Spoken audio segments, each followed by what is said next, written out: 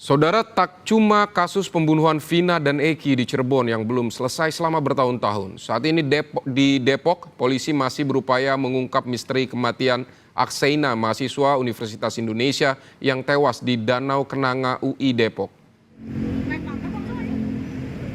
Sudah 38 saksi yang diperiksa polisi sejak 9 tahun lalu saat penyidikan kematian Akseina. Dalam audiensi Polres Metro Depok dengan pihak keluarga dan Universitas Indonesia, diakui ada penyidikan yang tak sempurna hingga kasus belum terungkap selama 9 tahun.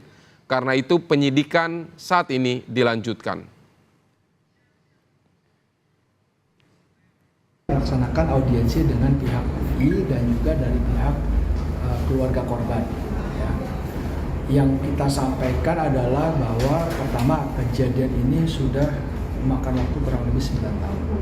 Tentu kita tidak melakukan penyidikan dari awal, tidak, karena sudah ada tindakan-tindakan penyidikan yang dilakukan di awal dan kita tinggal melanjutkan.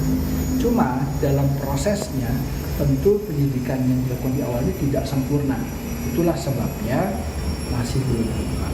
Maka kita berupaya menyempurnakan dengan mengoreksi penyidikan yang terdahulu dengan keadaan sekarang, dan kita menggunakan ahli-ahli